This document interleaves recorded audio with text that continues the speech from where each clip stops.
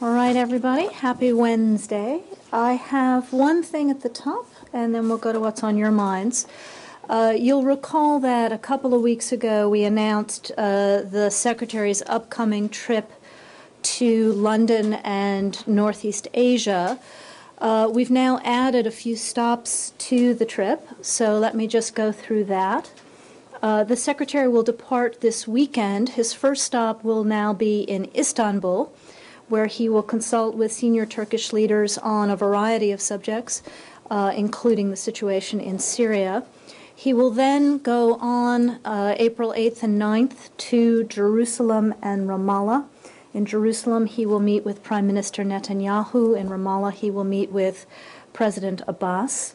And then he'll pick up with the schedule we previously announced, which is that on April 10th and 11th, he will be back up in London at the G8 foreign ministers meetings. He'll also have some bilateral meetings on the margins there.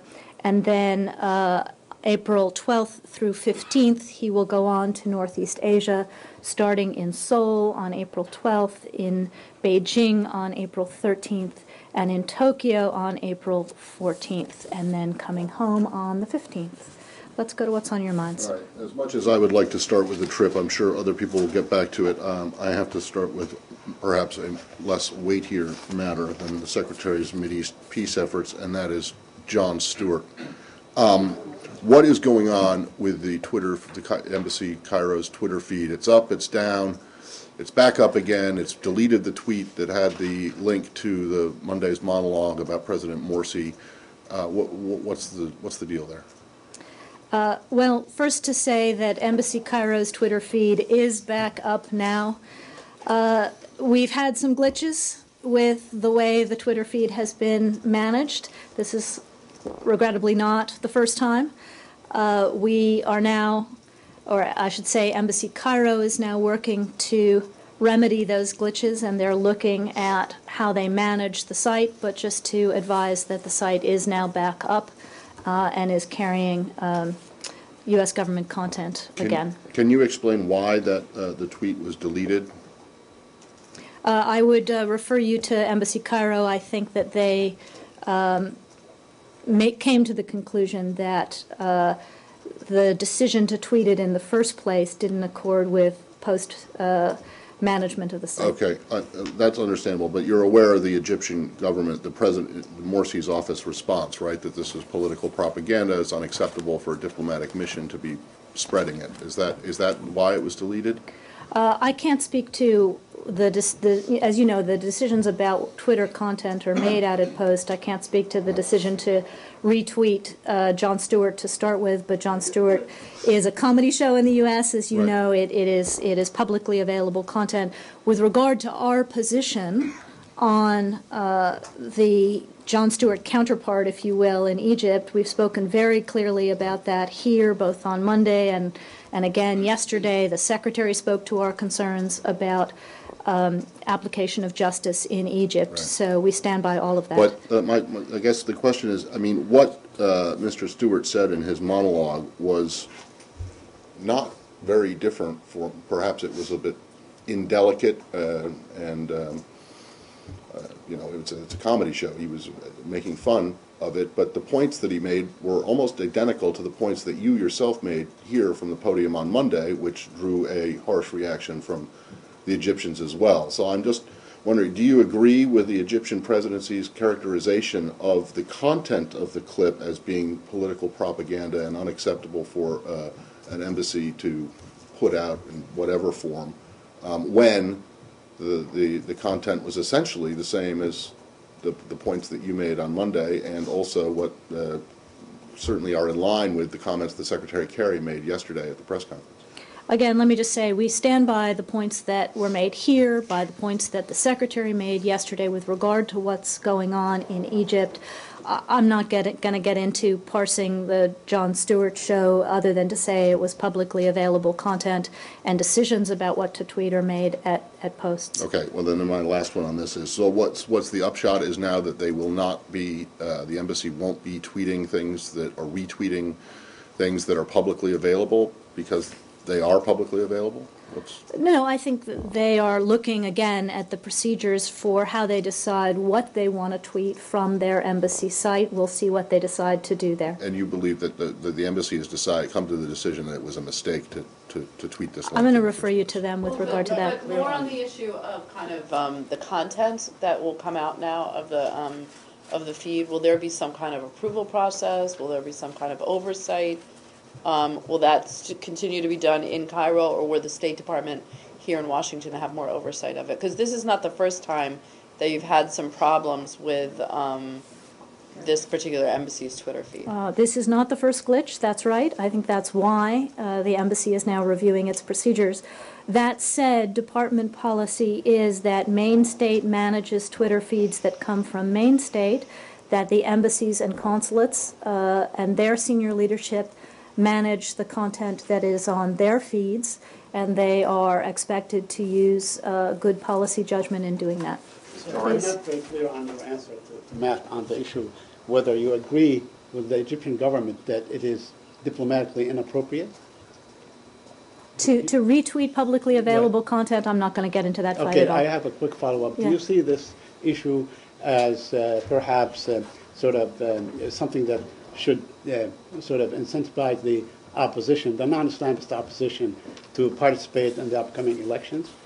You see the regression of democratic freedom should be an incentive for that opposition to participate in the future? Well, if you will recall, when Secretary Kerry was in Cairo, he made the case that first and foremost, the elections, when they go forward, have to go forward in a way that is credible, that is open, that is transparent, that is broadly supported by the population. But then he said that in the context of them going forward under those standards, that Egyptian citizens should participate. We always encourage democratic participation.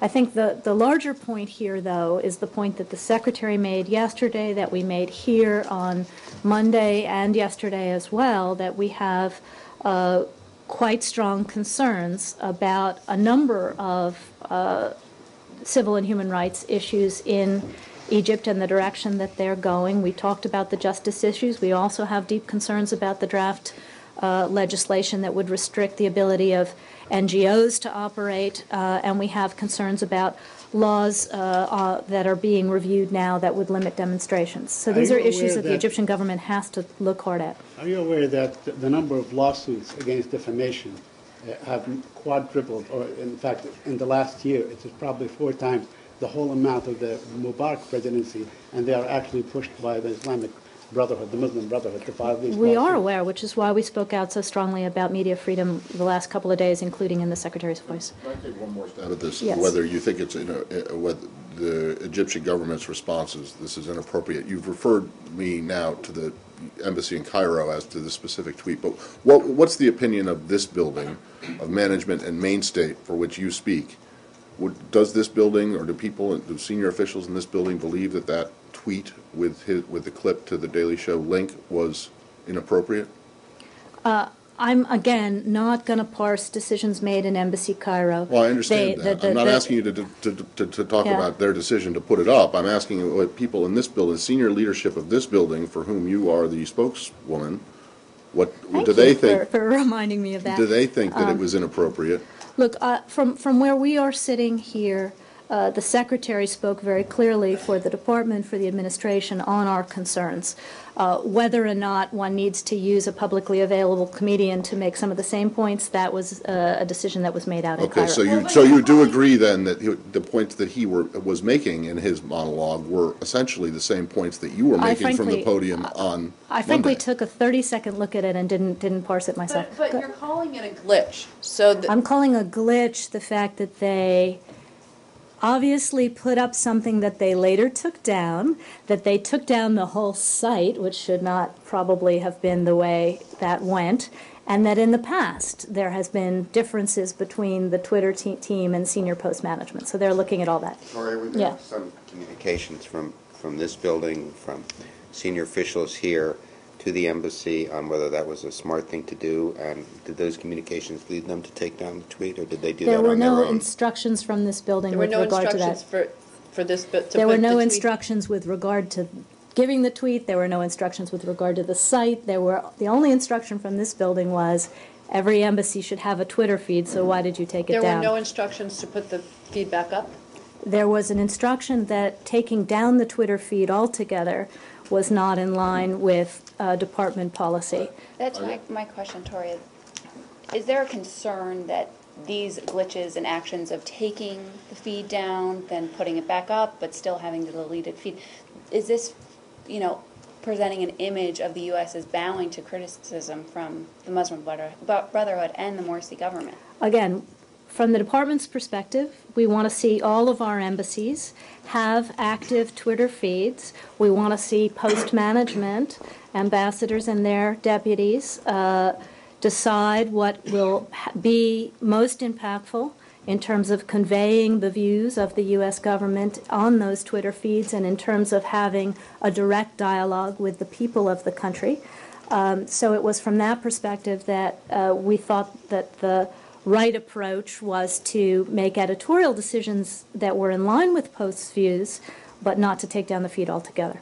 I promise this is my last one on that. I think you promised that the last three yeah, times I ago. know. Go ahead, But Mark. anyway, I just want to know that, are you aware if there was any formal kind of government-to-government complaint about the tweet other than just the Egyptian presidency's comment? In other words, did they go to, Did they call the embassy? march? I don't Yeah. know the answer to that. I'll Do take you it. know it? I'll take Okay, it. thank you. Yeah. One more on Egypt. The Egyptian president spokesman has said that freedom of expression is guaranteed by the constitution in Egypt, and there is a strong commitment toward it, and there will be no deviation from that. Do you see this statement reflects the situation on the ground? Well, thank you for that, Michelle. I had meant to draw attention to the fact that the presidency did today enter the fray on this subject on the side of freedom of expression. So that's a positive move, and we want to see that reflected in Egyptian government policy.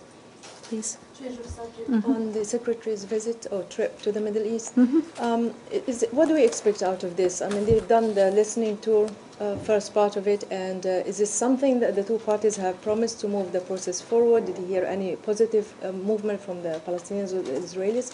Or does the Secretary himself have something new, like an altered Arab peace plan initiative? I would not expect the Secretary to be putting down a plan, as we have been saying for some time now, and as the President said during his visit to the region. Following his visit, he asked Secretary Kerry to continue exploring with the parties, with the Israelis and the Palestinians, following the President's trip, how we can support the parties in getting back to the table and in having a real dialogue leading to peace. As you know, the Secretary had a chance to have a meeting directly after the visit with both Prime Minister Netanyahu and with President Abbas. It's now been a couple of weeks. They've had some time to reflect on the visit, etc. So this is a chance for the Secretary to go back and to listen again and to hear what they think is possible. I think you've figured out by now that Secretary Kerry very much believes in personal diplomacy. He believes in sitting with leaders and listening to them, so that's what he will be doing again this time. But he'll also be making clear that the parties themselves have to want to get back to the table, that this is a choice that they have to make, and that they've also got to recognize, both parties, that compromises and sacrifices are going to have to be made if we're going to be able to help. So, This sorry. is the beginning of a new round of shuttle diplomacy for the Secretary, and that the envoy position that George Mitchell held and that David Hale holds now is not going to be the main mover and shaker in terms of Mideast peace efforts, that the Secretary is taking this on as his own issue? I would not characterize this as the start of a new shuttle. What I would say is, first of all, you know that Secretary Kerry has been passionate on the subject of the U.S. playing an active role in supporting Middle East peace for his entire career. The President, with his trip, committed very strongly that if the parties are ready to move, we are ready to help them, and that he wants Secretary Kerry to explore what's possible. But again, we're not at the stage of knowing what's possible, so it would be premature to put it in those terms. And as you know, David Hale is still our envoy. But so how would you characterize 3 trips to the same places in 10 days?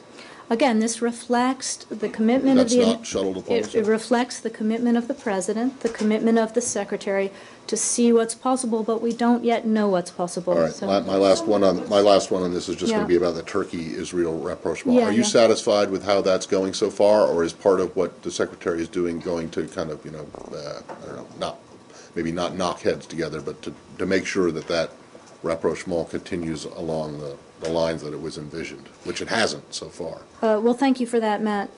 That was the second piece that the President announced after the warming between Israel and Turkey was announced, was that he asked Secretary Kerry to continue to work with both parties to try to strengthen that initial warming, to try to deepen it into a full normalization, not only in the interest of our 2 allies, but in the interest of all of the challenges that they share and that we share with them in that neighborhood. So by going to Istanbul first to see Turkish officials and then going on to Israel, the Secretary will also have an opportunity to spur both sides to continue to take steps to deepen their normalization and to work well together. But I guess my question was, are you satisfied with the way it's going so far? Because the Turks seem to have backed down, or seem to have backed away from what was apparently their initial promise or pledge.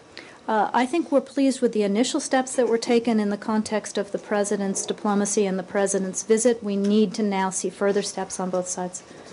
Please, Nina. There was reports indicating that... Nadia. Sorry, it's okay. There were reports indicating that the Israelis were willing to release some Palestinian political prisoners arrested before '94 as a goodwill gesture to entice the President Abbas to come back to the negotiation. Is this something that you have discussed with both sides, and it has any kind of truth that might happen on this trip? Again, I'm not prepared to get into any details here at this stage. As I said, the Secretary is trying to see what's possible. But they are too at an impasse because the Palestinians insist that for the talks to start, all settlement activities must cease, must stop completely. And for Abbas to meet with Netanyahu, he insists that 120 prisoners that have been arrested before 1994 be released, and 1,000 others that have been arrested afterward, which he negotiated with Ehud Olmert and agreed to by the former Prime Minister, they'll be released.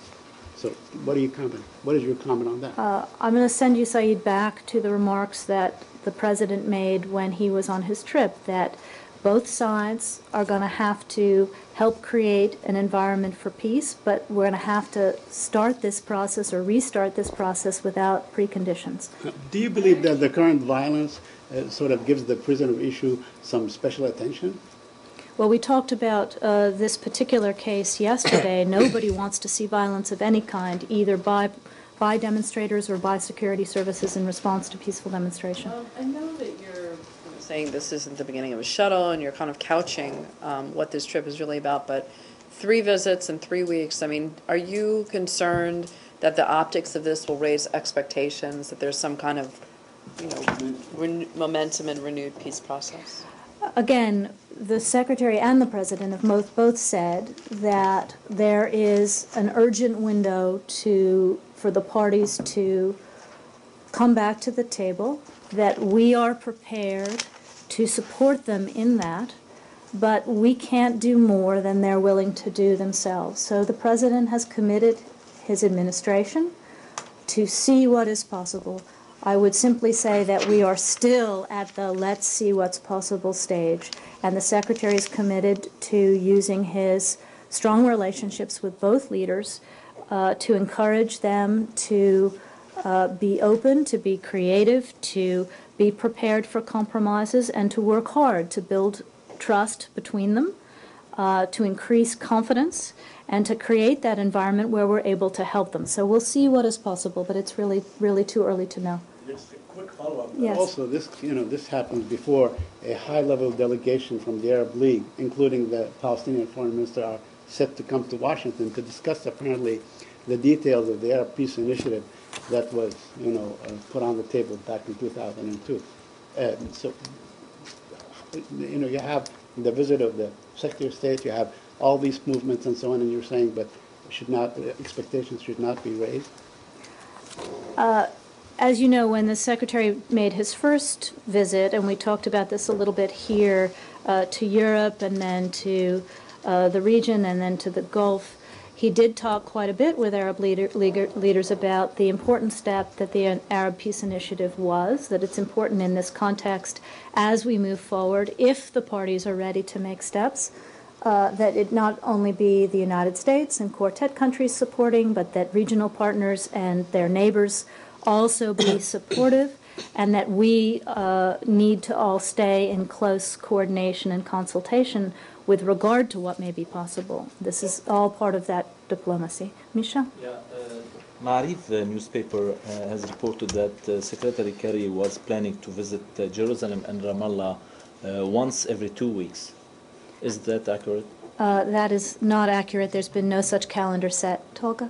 As I understand, the rapprochement will be one of the main issues in his trip, Secretary Kerry's to Turkey. But should we assume that his trip will also, as a part of the Middle East peace process? I mean, what will be the highlights of his trip, of his meetings with the Turkish officials in Istanbul? I think I said at the outset that one of the key issues, in addition to trying to encourage the continued warming between Israel and Turkey, would be to talk about Syria, as we do every single time we are in Ankara or Istanbul. That is obviously at the top of the agenda. Also interested in talking about other regional issues where we work together with Turkey, and about the Middle East peace process, where Turkey has a lot of interests and will need to be supportive as well if the parties can start to move. There was another hot issue that also Foreign Minister Davutoglu sent a letter regarding on Cyprus last week to Secretary Kerry, and as I understand, Secretary Kerry confirmed that he received his letter.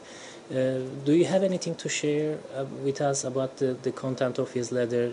We are talking about a new approach probably on Cyprus. Well, I'm certainly not from this podium going to reveal the contents of a letter from another government. I'll let them decide if they want to talk about what was in the letter to Secretary Kerry. We did receive it, and the Secretary will also be talking about that letter when he is in Istanbul. I want to make this crystal clear, at least in my mind. You're saying that this is still very preliminary. There's not. It's still part of the kind of listening tour to see what is possible. So can you say definitively that the Secretary is not bringing with him any new or even old ideas with him about specific issues such as borders and security? I can say definitively that the Secretary of State is not planning to put a big plan on the table. He wants to see what's possible. How about a little plan or ideas? His diplomacy will be based on what he hears from the parties. But he doesn't have.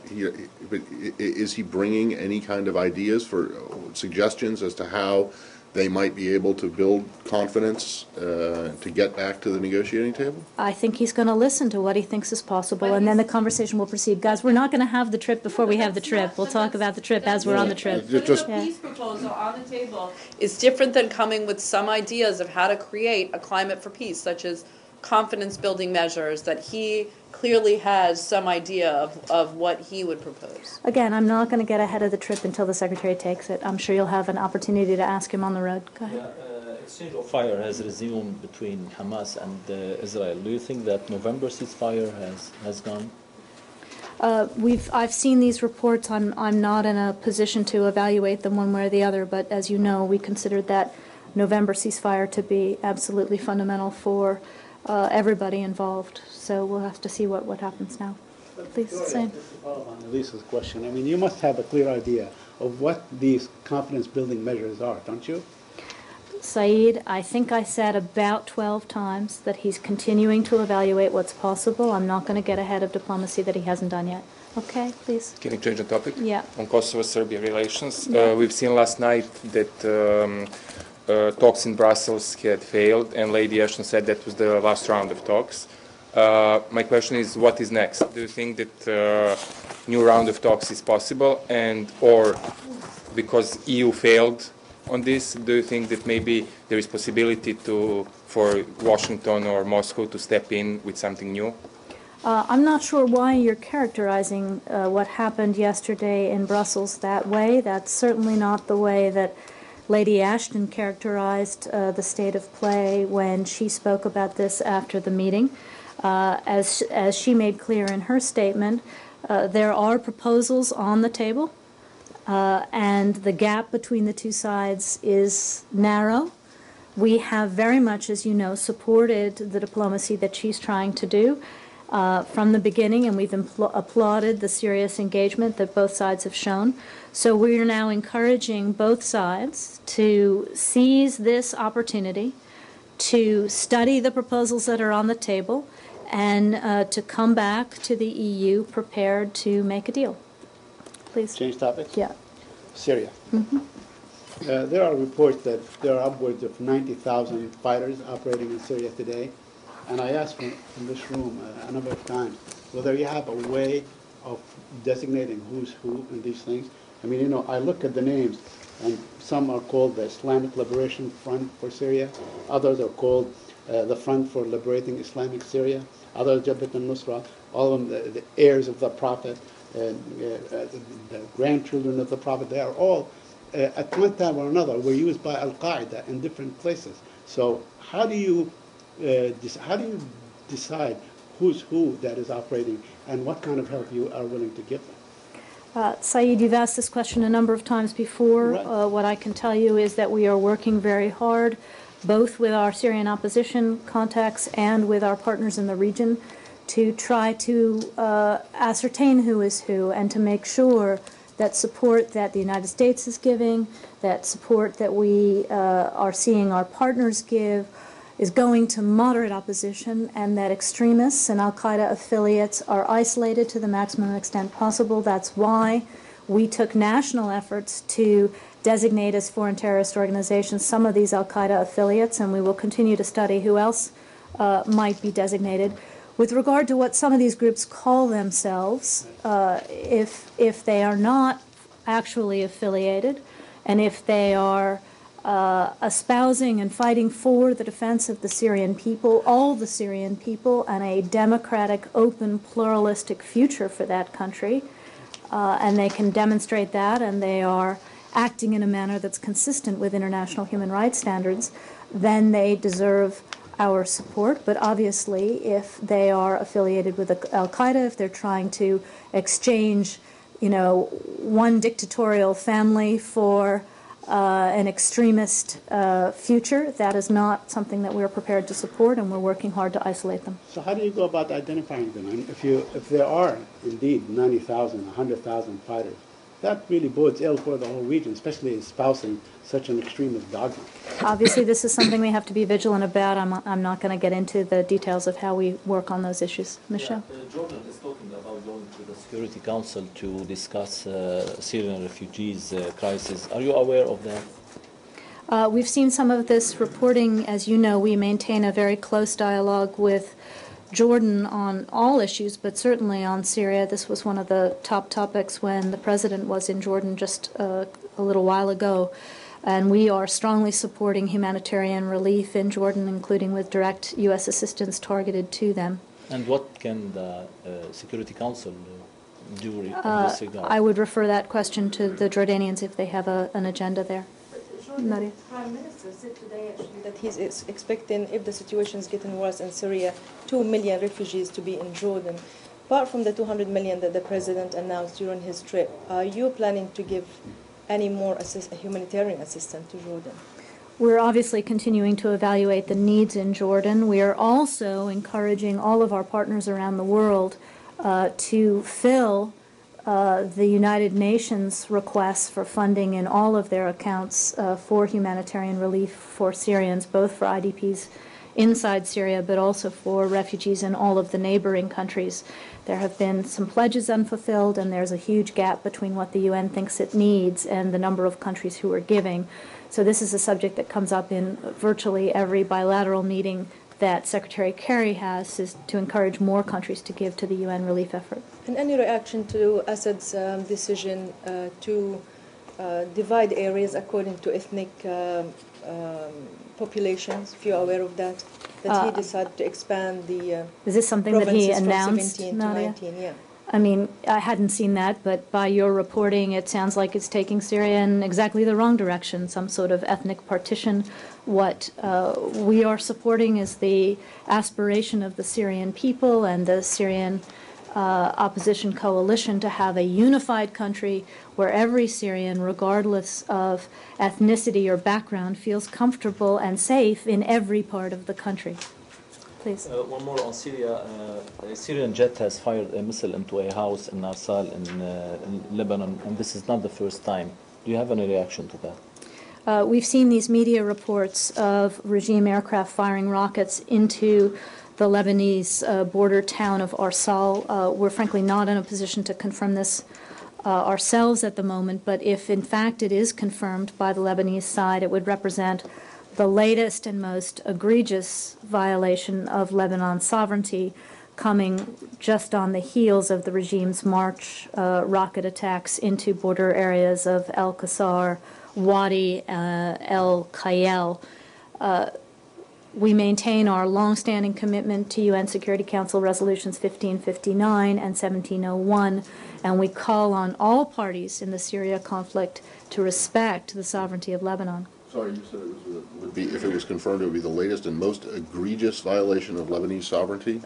In this conflict, in the Syrian conflict. Please. Travel warning you put on traveling to Lebanon. Sounds like you consider now Lebanon like a security vacuum place, lawless. Well, our concerns in the travel and the updated travel warning, as you saw, were particularly with regard to border areas where we've seen both indiscriminate firing by the regime. We've also seen kidnapping. We've also seen extremists of one side or the other operating, so that we needed to warn Americans. The fact that it came with the resignation of the cabinet, does the resignation of the cabinet have anything to do with the I think if you look at the text and compare it to our previous warnings, it's primarily a reflection of the violence that is spilling over from Syria. Please. I'll change the subject. On Pakistan, ahead of the general elections next month, there was a survey report which came out today in Pakistan, according to which majority of Pakistan's youth favor Sharia law and they are not in favor of democracy. How does the US see this, sees the view that's coming out of Pakistani youths? Lalit, I haven't seen that. I don't think I'm going to comment on something I haven't seen. And how do you see the talks which is going on between Pakistan, Russia, and China on Afghanistan? Is there a fresh round of talks today among them? Obviously we're not in the room there. We have our own channels to all of those countries with regard to the importance of supporting Afghanistan's sovereignty, its ability to manage its own future itself in security terms, in political terms, in economic terms, but the need for continued international support in that direction. So obviously if there's anything of interest in that direction, we'll look forward to it. Scott? On Russia, Russian authorities say they're probing 3 cases of alleged abuse against adoptees in Silsbee, Texas. Are you aware of that Russian probe, and is the State Department assisting, facilitating any of that? Is this the Deckert case? Is that what? I don't have names associated Yeah, with I mean, this. I'd obviously have to know what case you're talking about. We are... how many Russian adoptees are there in Silsbee, Texas? I'm frankly not... I have information that we are following one new case in Texas, but I don't know if it's the same one. I frankly don't know where in Texas it is that we are aware of, and we're endeavoring to help Russian consular officials in their communications with Texas officials. But again, Scott, I don't know if you and I are talking about the same case. One other on Russia. The Russian authorities are again asking for access to the Guantanamo prisoner, Russian national Ravil Mingazov. Can you give us anything? We do know that the government of Russia has requested access to Mr. Mingazov, who is detained at Guantanamo. We have confirmed back to the government of Russia that Mr. Mingazov has refused through his own legal counsel to meet with any Russian delegation. We've conveyed that back to the Russians, so we're not able to facilitate the interview that they requested because we have a longstanding policy of not forcing such interviews if they're not voluntary. We have offered to host a Russian delegation visit to Guantanamo so that they can get a broader understanding of our detention operations there, and that invitation remains open. So it's okay to pluck someone off the battlefield and incarcerate them at Guantanamo with no trial, but you are certainly going to respect his right not to see a Russian delegation? Well, I'm not going to comment on the first part of that, but well, we have been working. It's interesting which rights you. We have been working hard, as you know, to meet international humanitarian law standards at Guantanamo, including the right to refuse visits by individuals incarcerated. Please. Yes, I have a question on the Keystone Pipeline. Yeah. Any change in your policy in light of the latest eruption of a similar pipeline in Arkansas? Saeed, we talked about that, I think it was Monday or Tuesday. You weren't here, and I made clear that that incident did not occur on the same piece of pipe. It was on an Exxon pipeline, and our procedures remain in place, which is that the next step is we're in the middle of the public comment period, and we'll have some public meetings in Nebraska. Please. On North Korea? Mm-hmm. What is the reaction to the fact that North Korea has stopped South Koreans from crossing the border to work at the jointly run industrial zone? We consider this a regrettable move. We think that the ban ought to be lifted.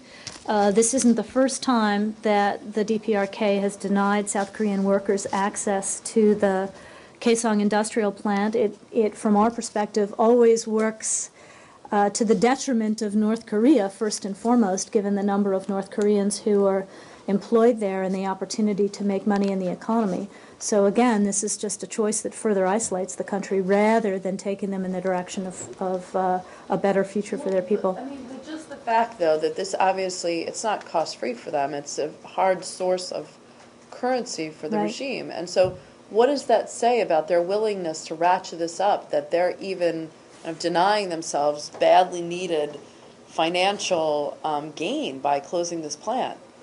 It says to us that despite the international community's open door to choose a different path, which we have had open for a long, long time now, the Korean leadership is choosing to violate its international obligations and to flout international law rather than to feed and help and improve the lives of their own people.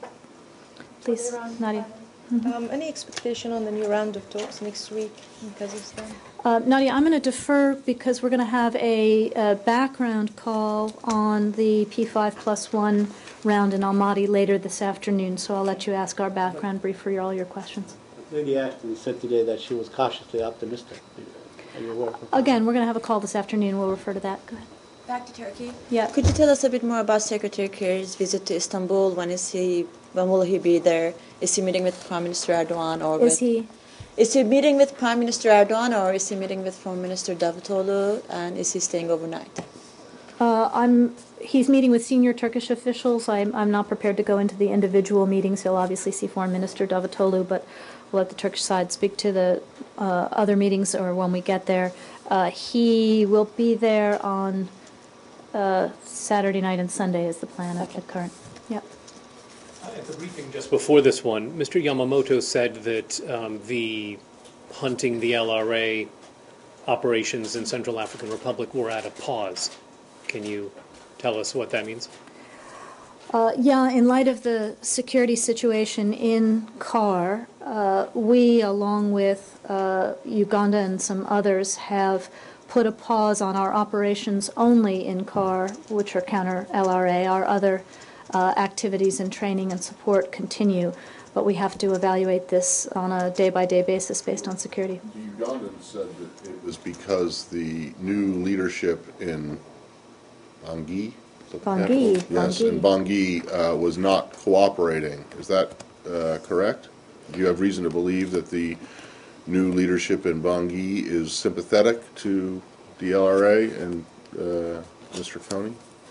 I don't have anything on that one way or the other. My understanding is that our decision was based on a general ferment and lack of security that resulted from the Salika rebel takeover. Okay, so you're not aware that the new leadership there is hostile to the hunt? I can't speak to it one way or the other, Matt, but let me follow up for tomorrow. Okay? Thank Thanks, you. everybody.